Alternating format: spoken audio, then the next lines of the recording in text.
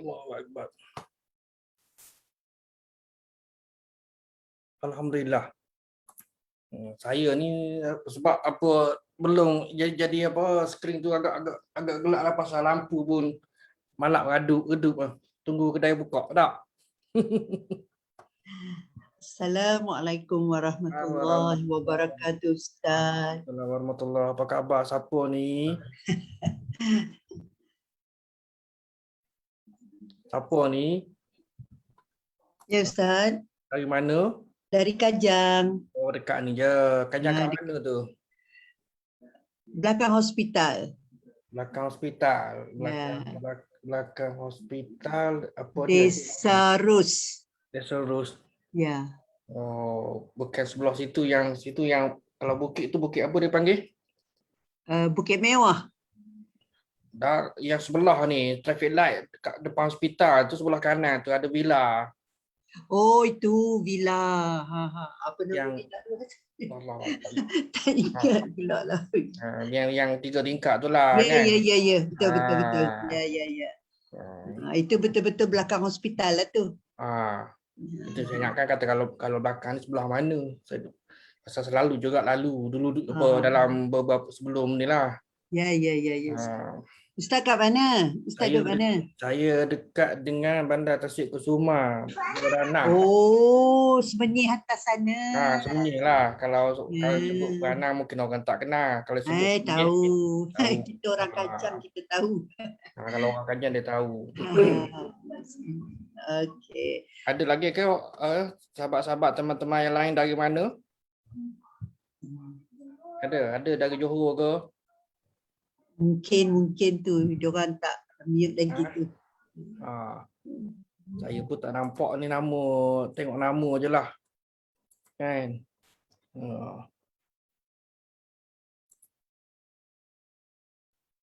Nak kena scroll satu-satu pun nama.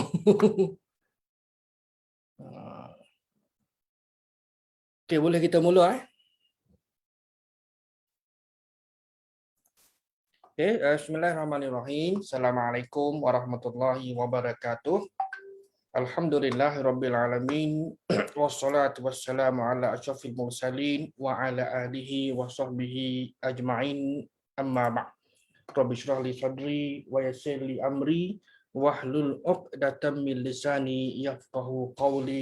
Rabbi zidna ilma warzuqna fahma. Allahumma iftah 'alaina hikmataka wanshur 'alaina min khazaini rahmatika ya arhamar rahimin. Alhamdulillah, segala puji dan puja bagi Allah Subhanahu wa taala yang memberikan keizinan kepada kita untuk kita bersama dalam majlis ilmu ini. Kan, majlis ilmu yang dalam bentuk apa new norm, tak norma baru.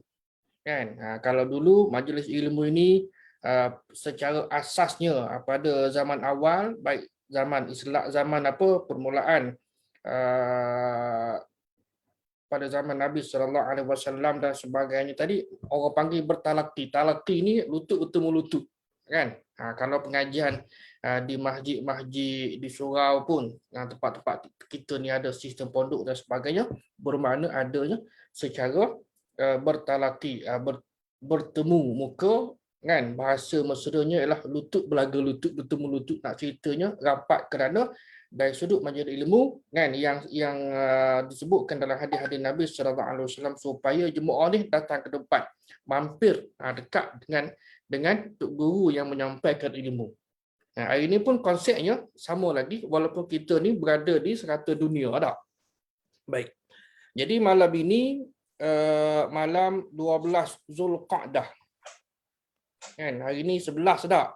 Malam ini dah jatuh malam 12 Zulqa'dah. Pada slide itu ada tersilap lah 13 yang saya buat.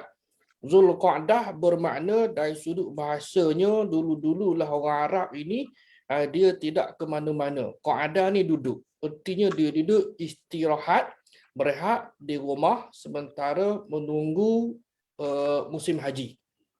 Kan, makna kalau dari sudut penamaan Zulqa'dah ini bulan yang mana orang Arab daripada zaman jahiliah lagi pun duduk tak ke mana-mana sementara menunggu musim haji, walaupun musim haji itu dah bermula sejak daripada bulan Syawal, kan, bulan musim haji dah. Cuma dia panjang Syawal, Zulqa'dah dan Zulhijjah sampailah kepada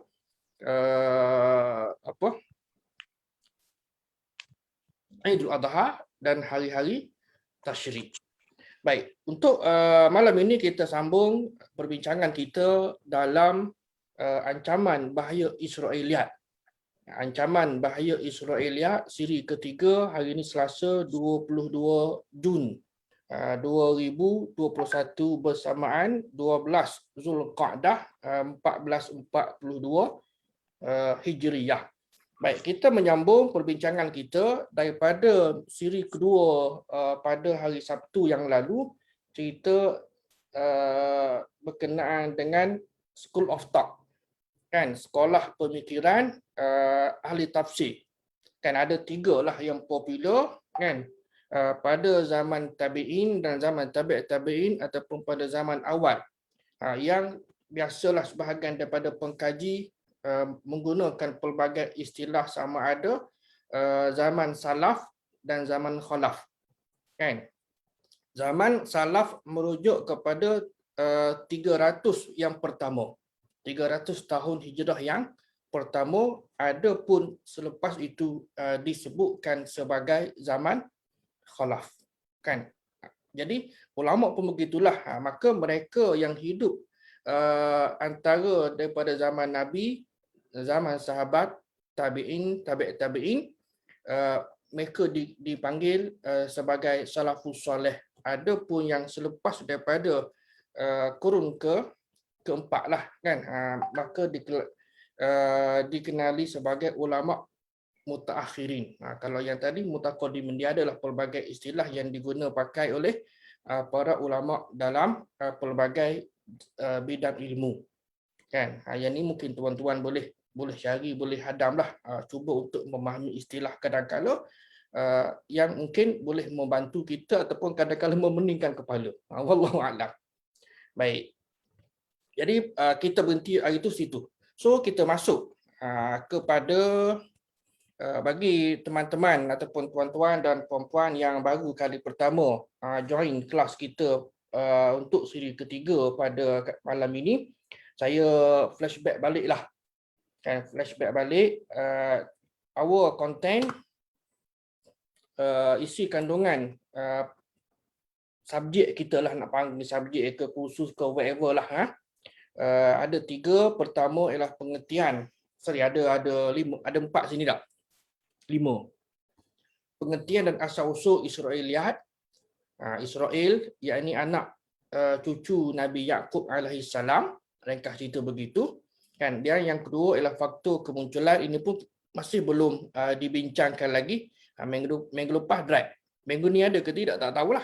Okay, faktor kemunculan dan kemasukan riwayat Israeliat ini ke dalam kitab-kitab tafsir.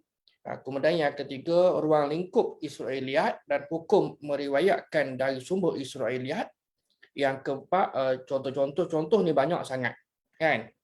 Contoh ni banyak sangat.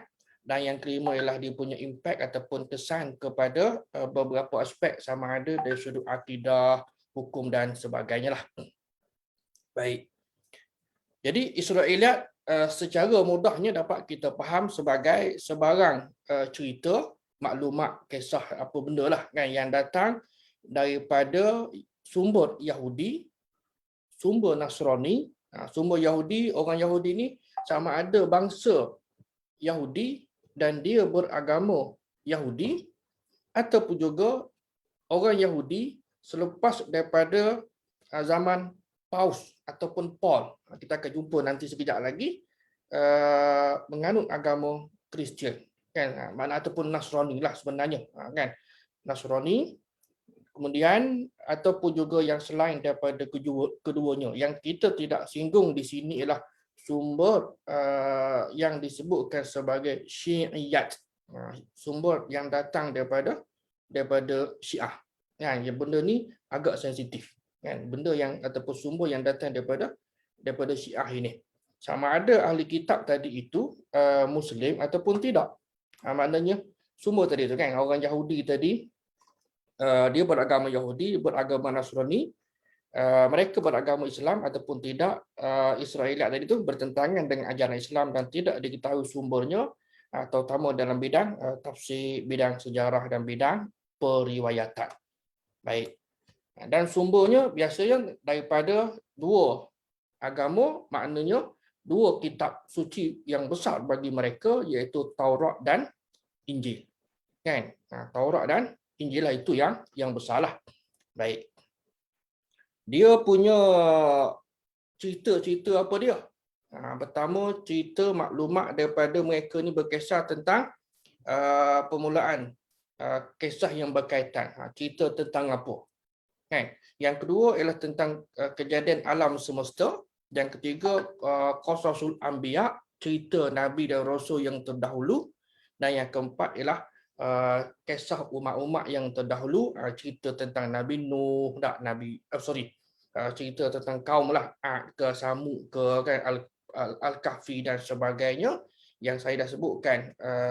Misalnya penulisan Dr. Salah Al-Khalidi, dia bahagikan kepada dua dah, yang fokus kepada Qasasul Anbiya satu, dan yang kedua ialah memfokuskan kepada yang bukan Qasasul Anbiya seperti kisah Harut Marut, kisah Jalut ke kisah iblis menggoda apa macam-macam lah kan.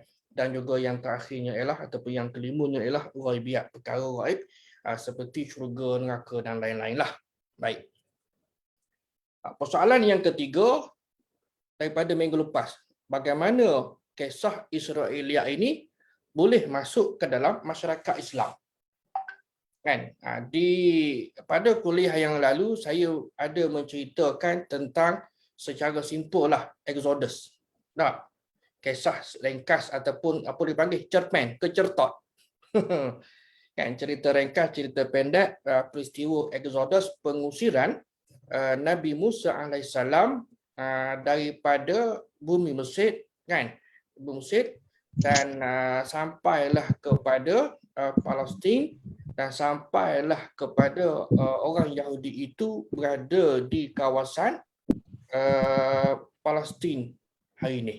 Kan? Dia berpecah-pecah dan sampailah sebahagian daripada mereka sampai ke mana? Di kawasan Madinah. Kan? Jadi kalau kita ingat kan dari sudut latar belakang sejarah, bila mana kita membaca sirah Nabi SAW, tuan-tuan, kan? Ada orang Yahudi duduk Madinah. Mungkin kita akan tertanya-tanya, bila mereka tu sampai? Adakah mereka itu kan sebagai warga asal? Tak, mereka adalah imigran, kan? Mereka adalah pendatang. Kan? Pendatang adalah dia punya jajaran ceritanya yang kita dah sebutkan, dan tuan-tuan pun sebenarnya boleh cari dalam internet. Cuma bahan-bahan yang dicari tadi itu kena pastikan betul ataupun tidak. Baik. Baru masuk pendahuluan. Okey, 9:26. Unsur-unsur cerita Israeliat ini mula masuk ke dalam masyarakat Arab jahiliah di bawah ahli-ahli kitab. Sebab kalau kita tengok, mereka ini mendiami kawasan mana? Saya tunjukkan cara ringkaslah ni. Ini Madinah.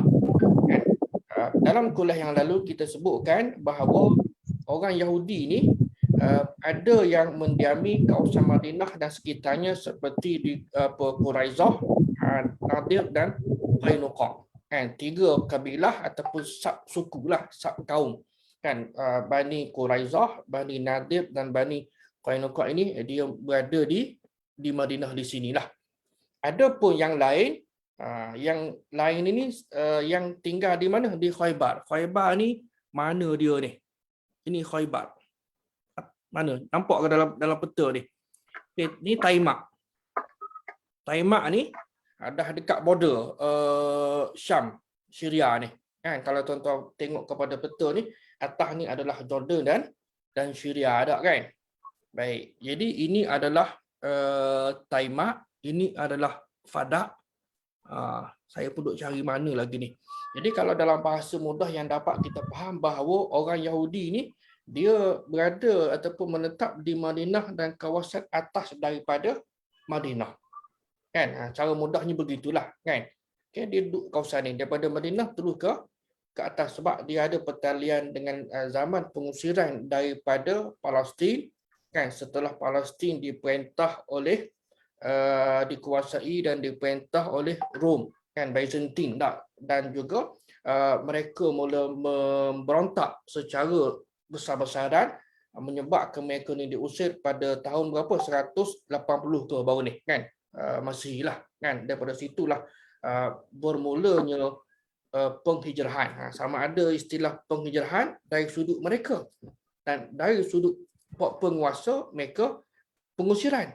Biasa macam itulah cerita tak, siapa yang tulis cerita. Kalau British yang tulis cerita ataupun penduduk Malaya yang tulis cerita, maka dua versi kita merge, kan, untuk dua versi tadi itu supaya kita dapat maklumat yang lebih betul dan lebih tepat. Baik, jangan dilupa juga bahawa mereka ada apa kita panggil center of study lah kot. Lebih kurang tak? Sebab kita kena ingat bahawa tuan-tuan, orang Yahudi ni, kan, sebab yang saya juga dah sebutkan, mereka claim mereka ni sebagai the chosen people of God. Kan, Asy'abul Mukhtar, bangsa pilihan Tuhan. Jadi wafadhal apa Allah Subhanahu Wa Taala banyak menyebutkan dalam Al-Quran akan melebihkan bangsa Yahudi daripada bangsa-bangsa yang lain. So mereka pun banggalah, kan, wafad apa melebihkan. Jadi mereka ada macam kalau hari ni kita panggil apa panggil R&D lah kot, kan, yang dinamakan sebagai midras, yang bertindak sebagai pusat penyelidikan dan juga sebagai gathering lah center. Dia multi functional untuk mesyuarat kalau mereka nak berkumpul dan sebagai tempat ibadah mereka, kan. Sebab apa? Sebab biasalah mana-mana masyarakat yang minoriti dia akan bergabung, kan, saling membantu satu sama lain. Baik. Antara mereka yang pakar selok belok dalam agama Yahudi ni di peringkat awal, Abdullah bin Salam. Abdullah bin Salam dan Abdullah bin Surya. Jadi ada hadis Nabi SAW yang direkodkan oleh Imam Al-Bukhari. Nabi kata mafhumnya lebih kuranglah, kalaulah 10 orang ni masuk Islam, makna kalau 10 orang ni masuk, mana kepala lah masuk Islam, nescaya orang Yahudi akan masuk Islam. Tapi sayangnya yang masuk Islamnya hanyalah Abdullah bin Salam. Adapun Abdullah bin Surya ini ada perbezaan pandangan dalam kalangan ulama, sebahagian kata ya, sebahagian kata tidak. Tak mengapalah, kan. Kalau kita nak kata ya ataupun tidak, tapi yang penting ialah kita tahu bahawa ada beberapa orang dalam kalangan mereka yang punya kepakaran dalam selok-belok agama Yahudi. Jadi mereka ni duduk di padang pasir. Itu zaman awal biasa, standard tak siapa-siapa pun. Jadi masyarakat Arab yang berkomunikasi dengan mereka ni ialah golongan Badui. Badui ni juga kita maklum golongan ummi, golongan yang tak tahu membaca dan menulis, berbanding dengan orang Yahudi yang jauh lebih maju, jauh lebih bertamadun daripada mereka. Baik. Dan orang Yahudi ni tuan-tuan, mereka ni sebenarnya dah tahu pun bahawa Islam akan muncul di Mekah dan Madinah. Tak, sebab apa? Sebab ada tercatat di dalam kitab suci mereka, tapi mereka tak cerita sahaja. Kan? Mereka tidak bercerita dari sudut alamat itu dah ada dah, sebagaimana kita baca daripada kecil lagi lah, kan. Waraqah bin Naufal misalnya, kan, yang saya sebutkan pada siri yang pertama, ada sahabat kita sini ni dia kata dia terkejut baru first time dia dengar bahawa Waraqah bin Naufal ni rupa-rupanya berketurunan atau berbangsa Arab. Betul lah, kan. Sebab dari sudut sejarah akan kita jumpa sekejap lagi. Baik. Jadi mereka tahu dan mereka menyembunyikan kebenaran, dia tak cerita. Kan? Baik. Kemudian sebab mereka berpegang kepada kitab suci. Kita ni, masalah kita ni, kalau kita nak jadi manusia yang maju, memang kena betul-betul pegang kepada kitab suci agama. Kita lah nak mana kena betul-betul pegang dan memahami Al-Quran sebagaimana mereka, dan mereka ini pun dia ada pro and con. Jadi ada pun kitab suci bagi Yahudi dan Nasrani ataupun Taurat dan Injil lah secara khususnya dari sudut kajian pakar-pakar perbandingan agama, memang bahawa kedua kitab suci ini sudah tidak lagi original kerana banyak dipinda, terutama ada Injil lah, terutama Injil oleh pendeta atau pemuka agama masing-masing atas pelbagai tujuan dan kepentingan. Baik, kalau kita tengok content of Taurat, mungkin tuan-tuan pun ada di Old Testament, kan biasa dikombine hari ini, dijadikan sebagai satu Alkitab. Tak, boleh download pun tarik. Saya ada tapi duduk kat pejabat. Alkitab yang saya minta pelajar saya beli RM30 zaman bila lah, 2005 lah kot, terbitan Damansara Kim. Damansara kan, The Malaysian Bible Society. Ada yang terjemahan dalam bahasa Melayu standard. Baik, jadi kalau kita baca lah, kita tengok, tak kira lah asal apa pun, sama ada bahasa Melayu ke bahasa Inggeris ke, kan, itulah yang ada pada hari ini, kan, sebab dia tidak lagi menggunakan bahasa asalnya. Baik, di antara kontennya ialah Allah menjadikan manusia pertama, Adam. Allah menjadikan alam ini, cerita tentang kejadian alam, cerita tentang kosmos ataupun alam bintang, cerita tentang Nabi dan Rasul, cerita tentang umat terdahulu yang juga disebutkan pada awal tadi, dan juga cerita tentang perkara ghaibiyat, tak, syurga, neraka, alam barzah ke, alam kubur ke dan sebagainya. Ini juga masuk dalam konten. Maknanya bila kita match, ada persamaan tak?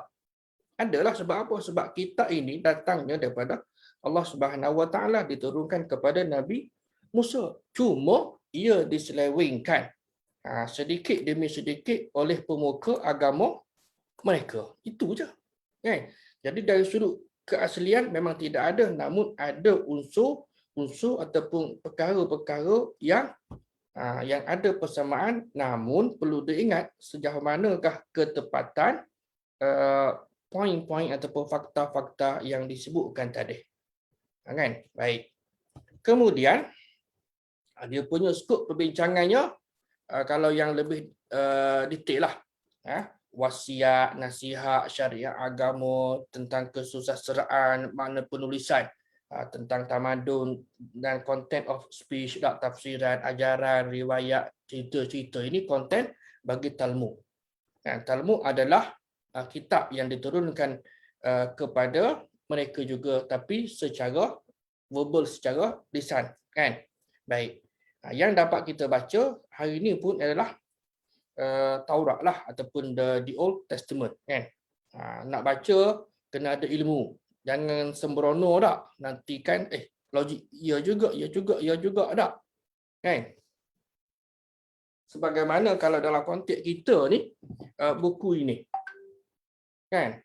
Buku ini pun memang kalau orang yang logic thinking, ya betul, saya ni alhamdulillah arwah ayah saya beli masa dia mengajar di SK Kampung Tungku dulu awal 80-an, kan. Dia banyak beli buku dan saya lah yang mewarisi buku tadi. Saya baca buku ni tahun masa tingkatan berapa buku ni diterbitkan tahun 86, tak silap saya. Cetakan pertama 86, cetakan kedua 86. Masa tu SPM, kan.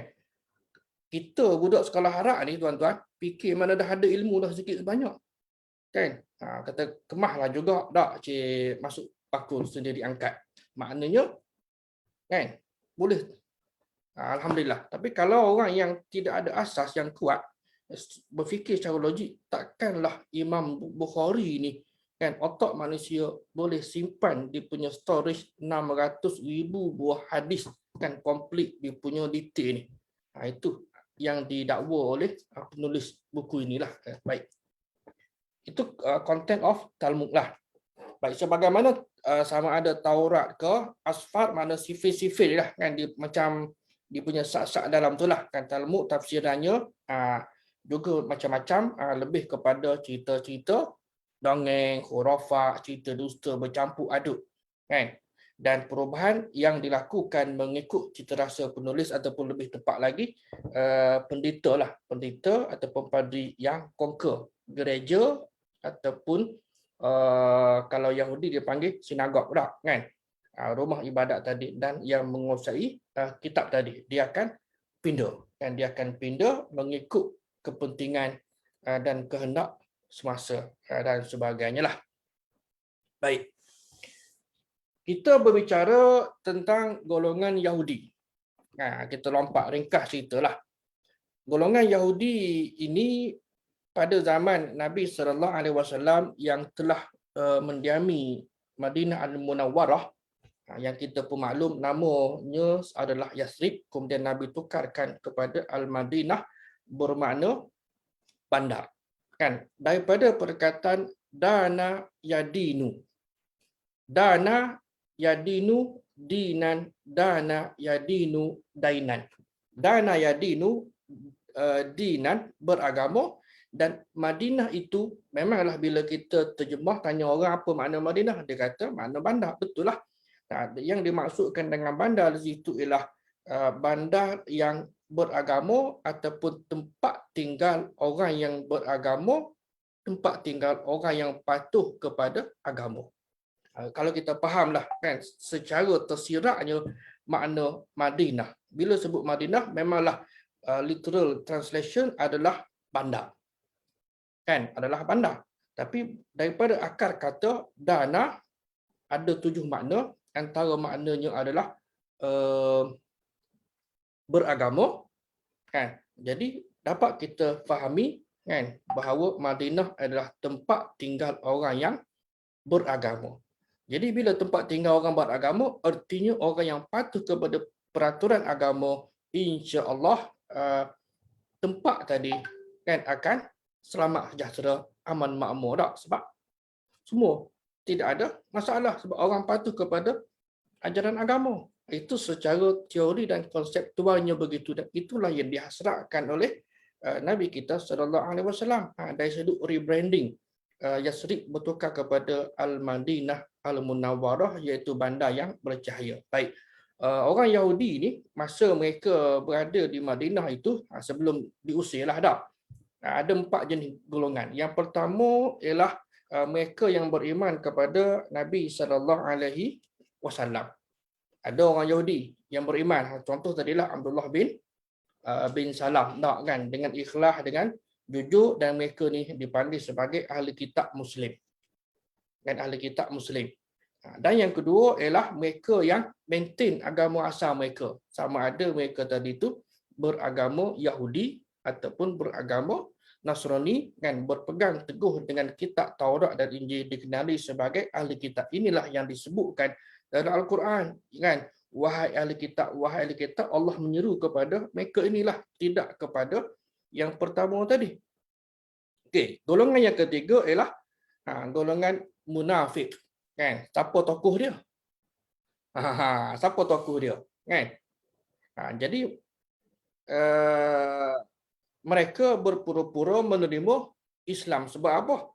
Sebab kita kena ingat, kalau dari sudut latar belakang sejarah, bila Islam ni dah menguasai Madinah, mereka menjadi golongan minoriti, kan. Kalau dulu dari sudut kependudukan lebih kuranglah, kan, dan mereka menguasai sektor perdagangan ataupun bisnes, kan. Jadi pelan-pelan, kan, bertukar, kan. Nabi suruh sahabat ni apa kita panggil take over lah pasar dan sebagainya, tak kan. Jadi pelan-pelan ekonomi umat Islam pada zaman awal itu mula berkembang dan secara tak langsung menggantikan business center yang dikuasai oleh golongan Yahudi.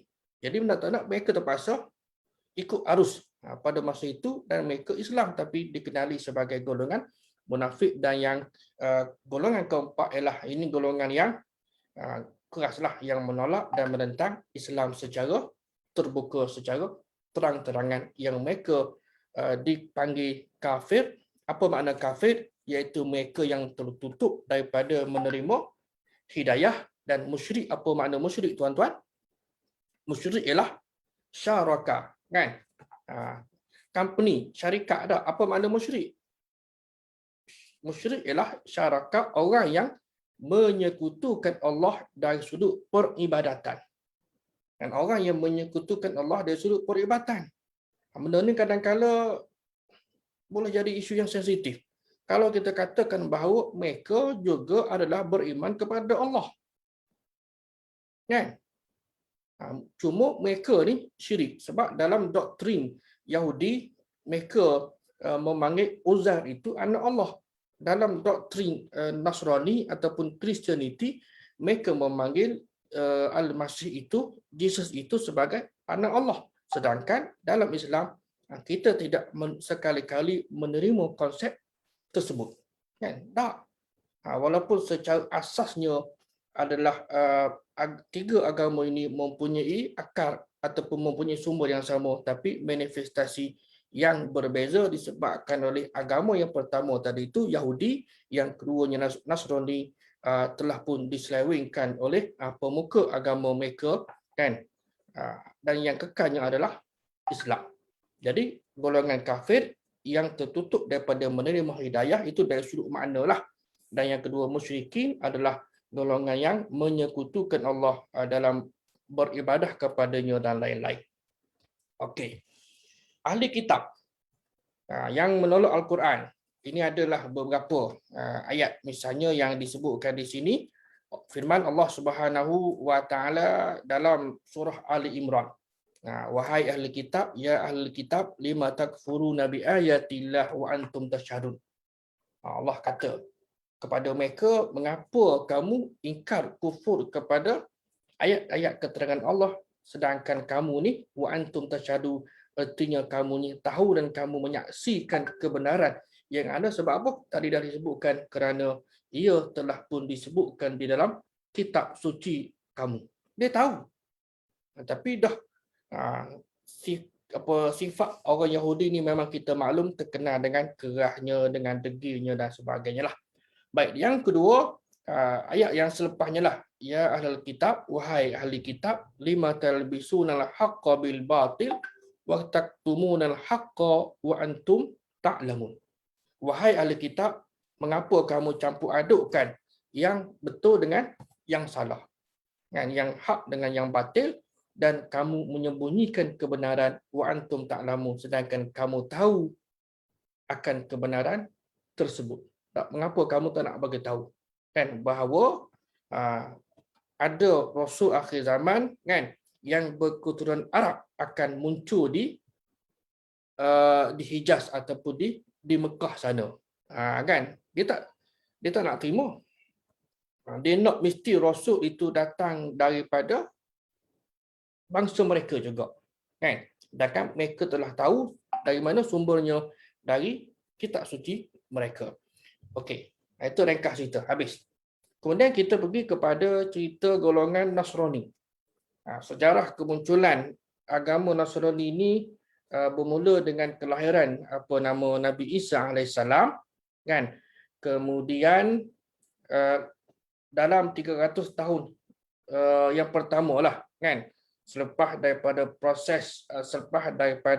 apa kita panggil bal rafa'allahu ilahi, nak kata mati, tidaklah kan Nabi Isa alaihissalam ini diangkat ke langit, dan 300 tahun itu muncullah seorang yang bernama Paus ataupun Paul.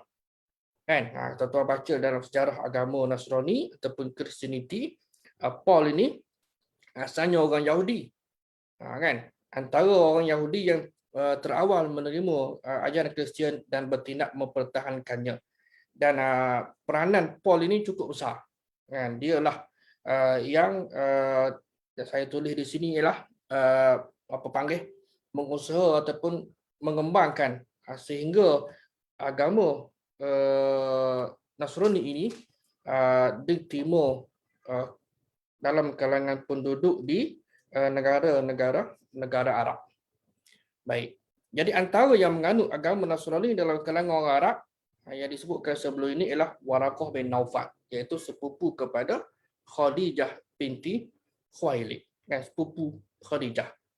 Utbah bin Abu Wahab dan Osman bin Al-Huwairis Al-Asadi. Baik. Pengaruh Nasrani juga masuk ke dalam masyarakat Madinah. Sebab apa? Sebab dia orang Yahudi ni, kita maklum tadi, dia duduk di Madinah dan kawasan sekitarnya, dan juga turut berkembang ke kawasan sekitar melalui pusat bandar. Tuan-tuan dan puan-puan, saya nak sebutkan juga peri pentingnya kita mempunyai kefahaman yang betul dari sudut bandar ini. Kan? Nabi SAW dilahirkan di mana? Nabi lahir di mana? Nabi lahir di bandar tak? Nabi lahir di bandar, membesar di mana? Dalam suasana bandar. Nanti kan orang kata tu ustaz, yang dihantar pergi menyusuni ke kawasan badui, kawasan perkampungan, itu sekejap saja kan, tapi secara umumnya adalah suasana bandar. Kemudian dia membesar sampailah dia ni dilantik menjadi rasul, dan kemudian diperintahkan untuk hijrah daripada bandar ke bandar, kemudian mengasaskan kerajaan, dan wafatnya pun di kawasan di bandar, bermakna kehidupan urban ataupun bandar ini adalah kehidupan Rasulullah, dan kehidupan bandar ini adalah kehidupan Islam. Habis begitu saya hidup kampung ni macam mana? Saya hidup kampung. Kan? Sebab kita kena faham juga bahawa bandar melambangkan kemajuan, manakala kampung melambangkan sebaliknya. Kan? Jadi kalau kita upgrade semua bandar, kan, tidaklah kata mesti ada bangunan, sebab itu takrifan yang diberikan oleh Barat. Bandar dalam Islam tidak semestinya ada bangunan pencakar langit, tidak semestinya begitu. Tak. Jadi yang sederhana yang adalah dia punya piawai dia ni, supaya setiap kawasan, kalau kita ambillah sampel Selangor lah kata tak, ada 9 daerah, kalau dari sudut kefahaman yang betul, bermakna dibangunkan secara serentak bersepadu antara 9 daerah ini, supaya penduduk di 9 daerah ini kan secara puratanya ialah mempunyai tahap sama ada pemikiran ke pendidikan ke sosioekonomi ke yang sama ataupun hampir sama, dan gap antara mereka ini tidak jauh. Kan, bila gap yang jauh, naya kepada pihak kerajaan bagaimana nak mengurus tadbir kan masyarakat yang mempunyai gap yang jauh antara mereka. Itu ini secara konseptual lah. Tapi benda ni teori saja. Tak payahlah kan, tapi tak apalah, kita cuba pelan-pelan dengan konteks dengan konsep urbanisasi hari ini, mudah-mudahan kan, dan juga melalui inilah apa dia panggil internet dan sebagainya lah. Baik, Kristian ini ataupun Nasrani ini masuk ke negara Arab, okey, sama ada golongan pendakwah dia tak, kita panggil pendakwah kan. Ini penganut dia kan, masing-masing berperan, dan kita mengambil iktibar tuan-tuan. Kita mengambil iktibar, adakah kita ni selaku orang Islam, kita juga share, menunjukkan contoh teladan, role model kepada rakan kita yang non-Muslim. Kita sembang juga. Kan? Apakah kita juga berusaha untuk nak sembang, tunjukkan Islam ini adalah yang terbaik. Kerana kadang-kadang bila bercakap dengan rakan yang bukan Islam pun, kita nak jawab insya-Allah pun tak berani. Segan apa? Tunjukkanlah tak dalam Islam kan. Bila dia telefon ke jumpa ke, insya-Allah supaya biarlah dia tahu bahawa ini antara ucapan yang dianjurkan dalam Islam. Ini tidak. Samalah juga benda yang simple untuk malam inilah barangkali. Kan? Jazakallahu khairan. Tak. Kita gantikan pelan-pelan. Mungkin tuan-tuan pun rasa pelak masa ni. Ustaz nak ajar satu kan, daripada ucapan terima kasih. Terima kasih ni betul lah kita berterima kasih kepada seseorang. Kan? Dari sudut mana betul lah kita dah appreciate tak kan. Tapi Islam mengajarkan satu kalimah yang cukup cantik. Apa dia? Jazakallahu khairan. Apa makna? Jazaka, semoga, yakni jazakallah, semoga Allah membalas kamu akan kebaikan. Bermakna di situ ada unsur ketuhanan kan. Yakni Allah Subhanahu Wa Taala lah yang mengganjari manusia terhadap bantuan pertolongan apa semua tadi tu kepada Mana kita kata okey, bila si A lah tolong saya ucapkan jazakallahu khairan, semoga Allah mengganjari kamu. Kan? Semoga Allah membalas kamu dengan kebaikan. Ada beza tak dengan terima kasih? Tak ada. Tak ada beza. Ada kan, makna ada unsur ketuhanan, ada unsur ketauhidan di situ, walaupun sikit pelan-pelan kita cuba untuk nak beramal. Kan, jazakallahu khairan, ataupun orang tulis short form ni JZKK. Kan, saya pun mula-mula baca kan JZKK kata apa benda? Rupanya jazakallah khairan katsira. Kan, jazakallahu khairan. Cubalah sebut dulu malam ni, mudah-mudahan tak pelan-pelan lah kan. Nak tukar secara drastik ni payah kan.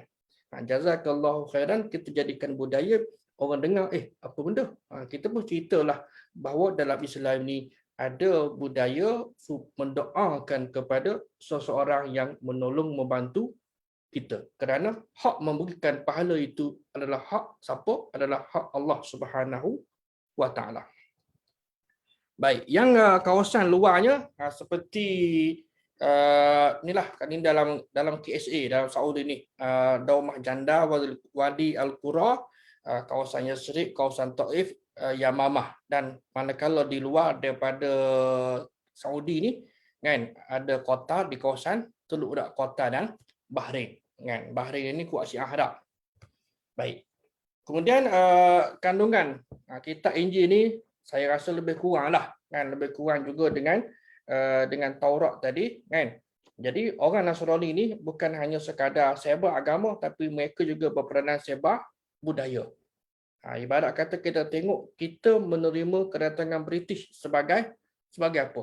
Penjajah. Dia pun bawa lah budaya dengan pakaian kupnya, walaupun Malaysia ni suasana yang panah dah. Kita pun pakai kup, dan kita pun dah budayakan kod itu menjadi sebahagian daripada pakaian ataupun menjadi pakaian rasmi kita. Kan? Mana-mana tak majlis, okey mesti pakai kod, walau kod itu adalah budaya import. Contohlah kan. Benda bukan soal salah betul tidak, tapi nak cerita tadi. Jadi orang putih bawa. Kan? Berperanan menyebarkan budaya mereka, ilmu mereka kan, ada pro dan kontra lah. Bukanlah bermakna kita ni tak boleh ambil bila kita interact dengan orang yang bukan daripada bangsa kita, yang berbeza agama dengan kita. Adakah kita boleh ambil? Jawapannya tengok keadaan. Kena scan tak dulu sama ada benda tadi itu kan adab budaya apa benda. Kalau selari dengan Islam, okey, proceed. Dan kalau tidak ada, kalau tidak selari, kita hold, minta maaf, kami tak boleh. Makna kita mesti ada ilmu untuk nak menyaring sama ada budaya mereka, ilmu mereka kan, dia punya custom adat rasa mereka kan, dan sebagainya, supaya tidak menimbulkan kegelisahan, kecelaruan dalam kalangan masyarakat kita. Ini yang berlaku. Kan? Sebab apa? Sebab mereka lebih maju daripada kita dan mereka ada usaha untuk nak sebarkan berbanding dengan kita. Okay, syair, prosa kan, dan apatah lagi mereka ni suka bercerita. Suka bercerita orang kita kan. Kalau dalam konteks orang Arab pada masa itu pun samalah, especially golongan Badui ni, golongan yang masih lagi baru memeluk Islam dan dia rasa kagum dengan golongan ahli kitab.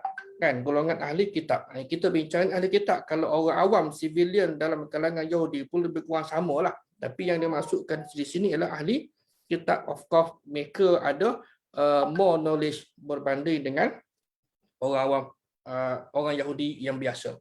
Jadi mereka ada ilmu, macam kita kata tu alim lah, lebih kurang tak kan. Jadi sudah tentulah masyarakat Arab pada masa itu, terutama yang Badui ni pada peringkat awal, rasa takjub lah, cerita yang macam-macam tak, cerita nabi-nabi, cerita kisah apa mereka yang terdahulu kan, cerita tentang kejadian manusia dan sebagainya lah. Baik.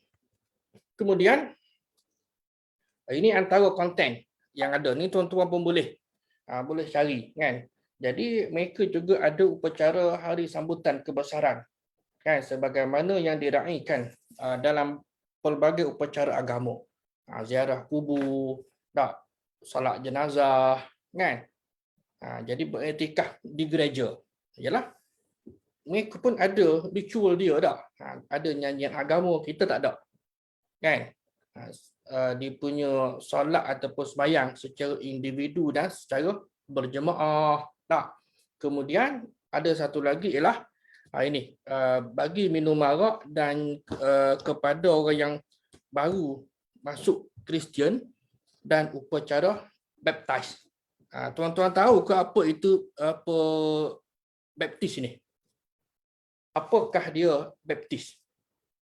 Biasa kalau baca berkenaan dengan perbandingan agama akan jumpalah kan isu baptis kan, di mana misalnya John the Baptist, Nabi Yahya alaihissalam kan, yang dianggap sebagai pioneer dalam Christianity. Saya mengaji cerita lama dululah, saya ambil subjek perbandingan agama. Membaptis Al-Masih Nabi Isa di Sungai Jordan kan. Jadi membaptiskan maknanya menceluplah, ataupun dia adalah beberapa definisi sama ada menuangkan air dan ataupun tidak memandikan, dia adalah beberapa definisi ataupun upacara memandikan ataupun mencelup air kan, sempena dengan kemasukan seseorang ke dalam agama Kristian. Kan itu upacara yang mereka amalkanlah. Baik. Dalam kitab Injil ini ada, ini sebagai intro juga ni, konten dia lebih kurang 5 ataupun cerita tentang kisah Rasul dan Nabi-Nabi. Okay. Kemudian, apa sikap mereka terhadap Islam dan Al-Quran? Apa sikap mereka? Jadi dalam banyak-banyak perbincangan, kita ringkaskan kepada 3. Kalau disebutkan dalam 2 ayat tadi tu, Allah sebutkan tak ayat 70 dan ayat 71 kan. Jadi mengapa kamu wala talbisul haqq bil batil kan, dan sebagainya. Mereka dakwa mereka tahu kisah umat yang terdahulu yang disebutkan dalam Al-Quran, seperti kisah Luqman Al-Hakim, kisah Ashabul Kahfi dan sebagainya. Sebab apa? Sebab kisah-kisah sebegini telah pun disebutkan di dalam kitab suci agama mereka kan. Yang pertamalah. Baik. Mereka bawa cerita yang tidak ada asas. Yang ni yang mula merebak ni. Mereka mula cerita yang tidak ada asas untuk dikongsikan kepada umat Islam pada masa itu. Kan? Yas'alunaka. Sebab apa? Sebab mereka ni, orang Yahudi ni, dia suka bertanya benda yang pelik-pelik. Yang kita dah bincang dalam siri yang kedua, sifat mereka nak menguji juga kan. Nabi SAW ni dia suka tanya benda yang pelik-pelik lah kan. Datang pergi jumpa Nabi, tanya sekian-sekian. Okey. Pergi jumpa Nabi dengan dan kisah-kisah yang tidak disebutkan dalam Al-Quran dan juga Nabi SAW. Dan yang ketiganya ialah mereka mendakwa bahawa kitab suci mereka itu ada cerita-cerita tentang asal-usul kejadian manusia. Sebab apa? Sebab masa ni tuan-tuan kan, di Madinah ini, fatrah Madinah, wahyu masih lagi diturunkan. Kan? Dan apatah lagi pula kalaulah yang berinteraksi dengan mereka ini siapa dia?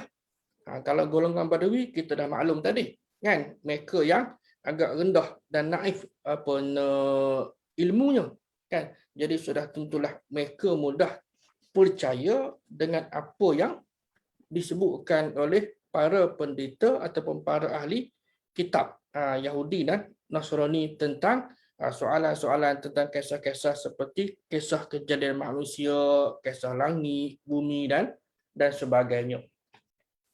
Sama lah cerita tentang apa yang kita sebutkan minggu lepas ataupun baru ni. Nabi Yusuf kahwin dengan Zulaikha. Ramai ada orang yang bernama Zalikha ataupun Zaliha. Sebab apa ayah dia letak nama anak dia Zulaikha ataupun Zaliha? Kan?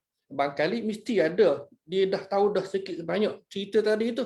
Sedangkan tidak ada bukti pun menunjukkan bahawa Nabi Yusuf AS mengahwini Zulaikha.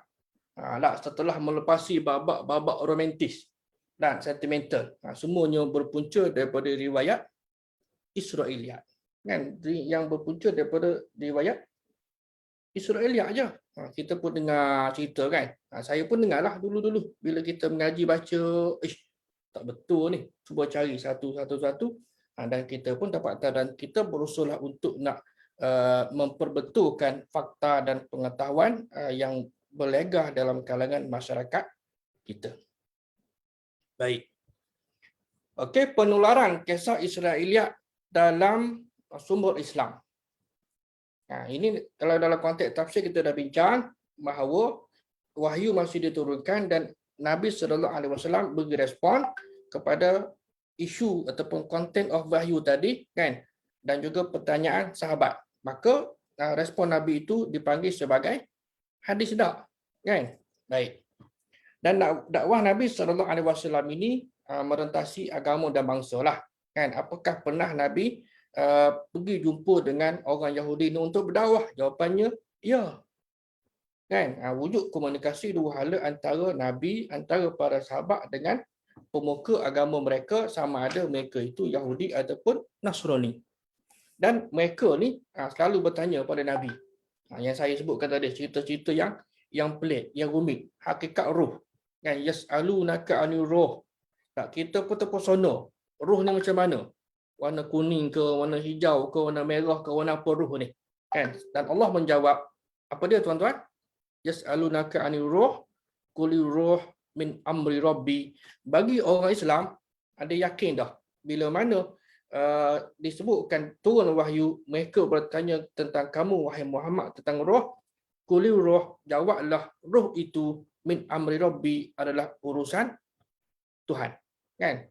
Kita tak dapat nak menyelongkat roh tadi.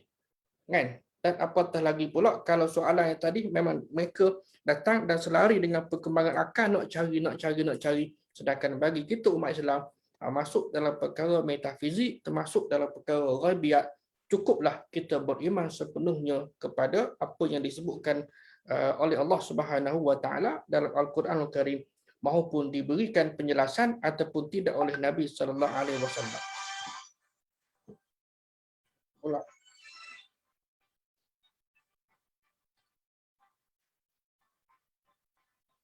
Baik. Jadi hasil perdebatan dengan Nabi SAW itu ada yang terima Islam dan ada yang tidak. Ini perkara biasalah, kan? Yang berhujah dan Nabi membenarkan merujuk kepada ahli kitab. Ada hadis Nabi SAW yang tidak membenarkan kerana dibimbangi sebahagian daripada umat Islam zaman awal itu ialah terpengaruh dengan cerita-cerita yang disampaikan oleh pendeta. Macam juga kalau kita belajar tentang kebenaran dan larangan mencatat hadis. Kan ada dua tak, bagaimana untuk nak mengharmonikan kan larangan dan juga keizinan. Kan? Jadi adalah maknanya dibenarkan kepada yang ada masalah kan dibimbangi bercampur aduk antara Al-Quranul Karim dengan hadis Nabi pada zaman tu. Yang ni pun sama lah juga. Kalau yang gini dah okey dah. Macam kita dulu lah tuan-tuan. Tulisan Jawi ni orang kita dia ingat Quran. Betul tak? Orang dulu dia tengok tulisan Jawi ni dia ingat Quran dah. Sedangkan tulisan Jawi je. Kan? Dia tak tengok pun ada baris ke, huruf ca ke, huruf nga ke kan. Dia ingat memang tulisan Arab Al-Quran lah. Betul lah, secara mudahnya kita dapat memahami bahawa wujudnya tulisan Jawi itu adalah pengaruh daripada tulisan Arab. Dan kita pun tambahlah berapa, 5-6 aksara tak kan, termasuklah V tak kan. Baik, habis cerita. Kemudian bidang yang terdapat unsur Israiliyat, terutama bidang tafsir lah kan.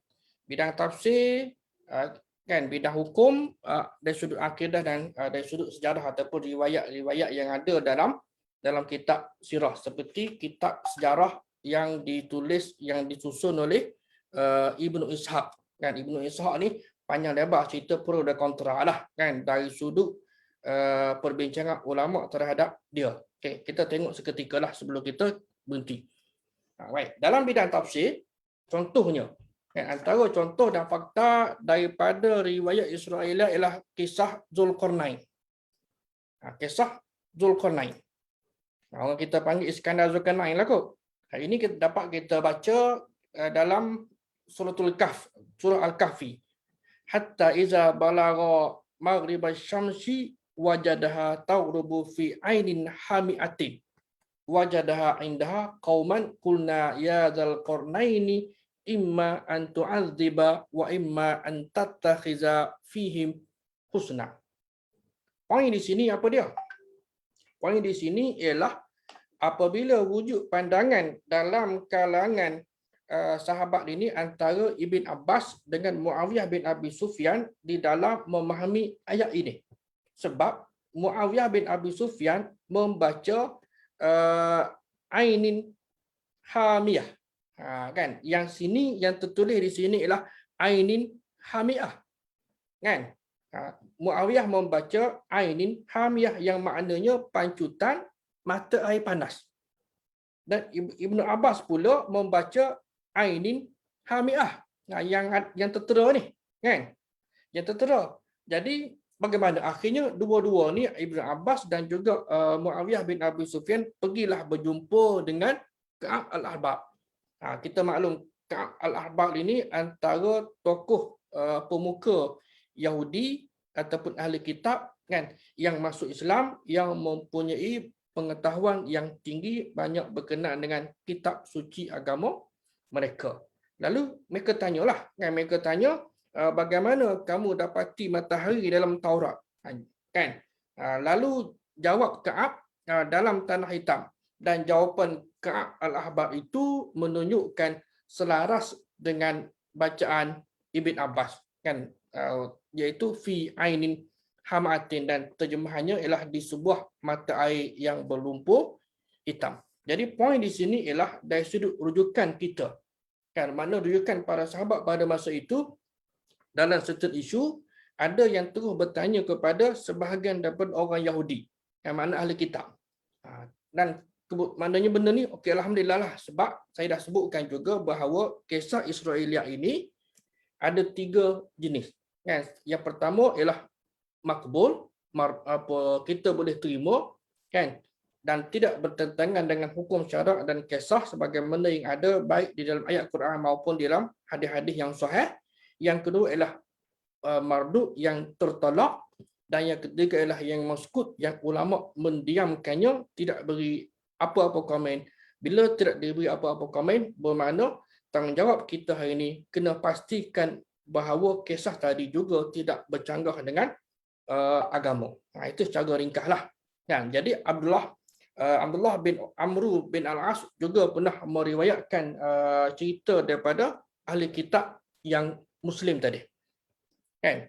Jadi bermakna boleh. Ini sekadar contohlah. Kan? Belum masuk cerita Israel lagi ni.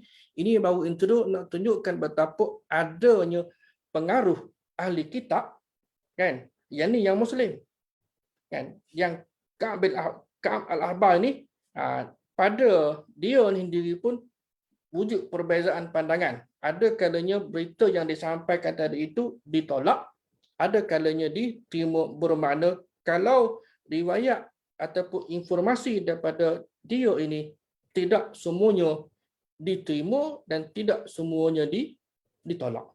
Ini yang payah ni nak habis, kena ada ilmu. Kan? Kena ada ilmu. Ini yang perlu kita perhalusi, kita baca dan kita bincang berdasarkan kepada kajian yang telah dilakukan oleh sarjana Jordan lah, seperti yang saya selalu sebutkan, iaitu antara pakar dalam kajian Israiliyah inilah Dr. Salah Al-Khalidi, Dr. Salah Abdul Fattah Al-Khalidi. Tuan-tuan boleh carilah buku dia. Kan? Kalau ada lah dalam bahasa Melayu, kita pakak-pakak kongsi dah. Jadi itulah dia. Untuk malam ini saya rasa cukuplah. Kan? Bersambung. Wallahu a'lam. Kan? Ada soalan ke? Kita stop di sini dulu.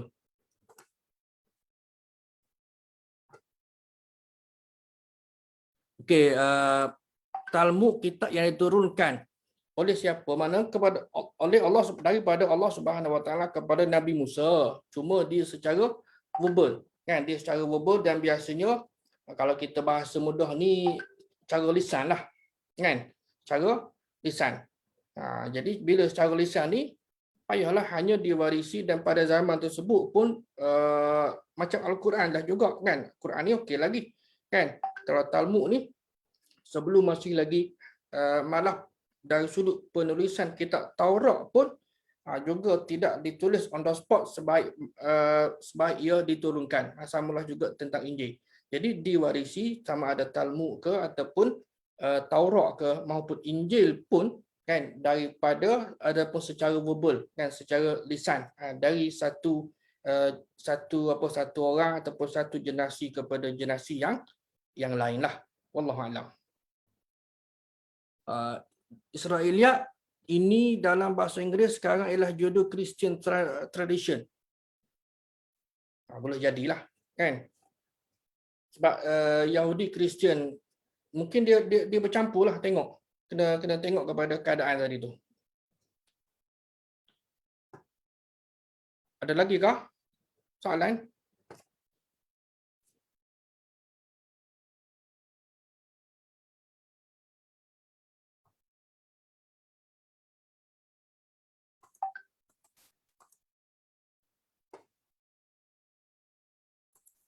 Mungkin agak beratlah sikit perbincangan ni. Mungkin harap minggu depan lah ataupun yang kuliah yang keempat lah, kita boleh masuk sedikit cerita. Bila cerita ni nampak menarik lah, kan? Saya bukan apa, saya berikan penekanan dalam siri pertama, kedua dan tiga ni adalah asas, kan? Supaya kita tahu cerita Israeliat ni begini dulu, maknanya dia punya akarnya begitu, kan? Jadi bila masuk kepada perbincangan kisah-kisah ini, sama ada kisah para nabi ke, kisah umat terdahulu ke, kan, dan mungkin maknanya kita kata okey tuan-tuan lah, tidak terkejut, yang dah ada info. Okey, contoh yang disebutkan tadi, Nabi Yusuf, kan, tidak berkahwin pun dengan Zulaikha, tidak ada nas yang sahih yang menyebutkan sedemikian, tapi itulah yang berlaku. Itu sekadar contoh, kan?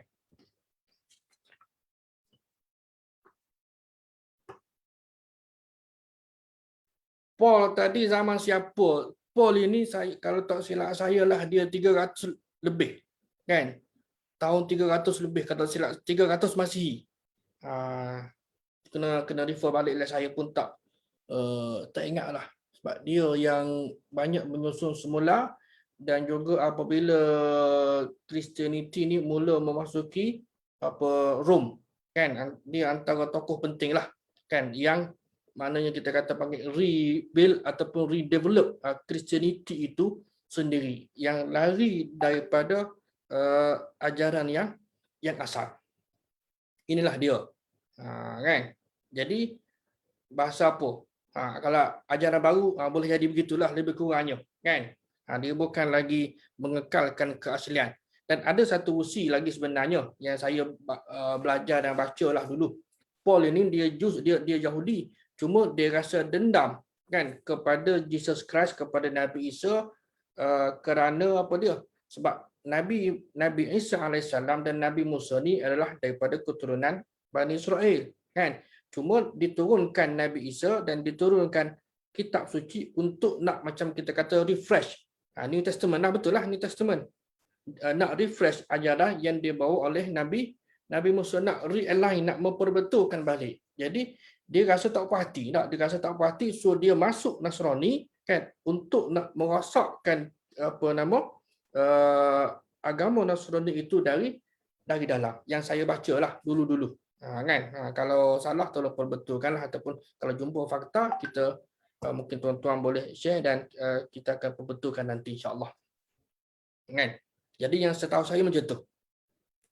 Jadi ajaran mana Christianity hari ini pun habis kepada ajaran yang introduce ataupun develop by Paul, dan ada pula apa kita panggil macam muktamar lah dak kan, buat dia panggil apa dia punya catering ni, kan, sama ada berapa lah, kan, secara bersiri berkala ni untuk nak meminda content of New Testament ataupun Bible ini dari masa ke semasa lah, ataupun beberapa ketetapan, kan, beberapa ketetapan yang ada di dalam Christianity, kan. Jadi akhirnya larilah macam perayaan inilah Christmas. Christmas itu, kan, mungkin tuan-tuan dah tahu tak, sebenarnya dia adalah birthday of Zeus, kan? Birthday of Zeus, kan? Sebenarnya sebab mengambil sempena hari jadi kelahiran Tuhan Zeus dalam tradisi Greece kuno ataupun Yunani. Bila mana orang Greece ini dah conquer, dah masuk dalam Christianity. Itu yang saya tahulah. Wallahu a'lam. Jadi saya kira sekadar itulah kot. Kan ada lagi ke?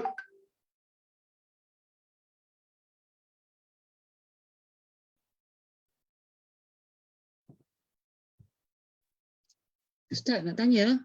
Ya. Taurat tu dia turunkan sekaligus ke? Macam Al-Quran kita tahu dia ambil masa 23 tahun kan. Tapi Taurat tu macam diturunkan kepada Nabi Musa macam mana ya? Yang tu wallahu a'lam lah. Nantilah kalau saya cari dan jumpa semua, saya maklumkan lah, kan. Biasanya tidak disebutkan lah, kan. Dia wallahu a'lam, nanti saya holdkan jawapan tak. Okey, tak apa. Terima kasih. Kan, mungkin pakar-pakar cari juga, kan.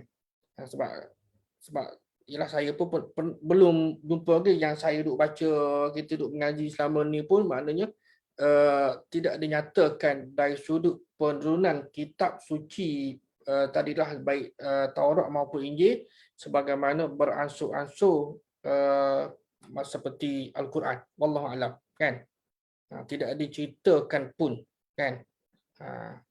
Wallah, yang penting kita mengambil istifadah, mengambil pengajaran bahawa konten tadi itu ada kesamaannya dengan Al-Quran, namun sebahagian besar, kan saya ingat lagi arwah pada guru saya masa mengaji subjek perbanding agama dulu, dia kata 99% memang totally lost, itu je. Tapi bila sebut pada orang yang Yahudi ni ataupun dan Kristian ni, memang dia tak setujulah. Kita kata dia Holy Book ni sudah tidak original dah, kan. Itu dari sudut pandangan para pengkaji dalam bidang perbandingan agama. Jadi saya kira sekadar itulah, mudah-mudahan yang dikongsikan ini ada kebaikannya. Yang baik itu daripada Allah Subhanahu Wa Taala, yang lemah yang kurang itu daripada kelemahan diri saya. Astaghfirullahalazim. Dan kita tangguhkan majlis ilmu kita ini dengan kafaratul majlis dan suratul As. Wabillahi taufiq wal hidayah. Wassalamualaikum warahmatullahi wabarakatuh.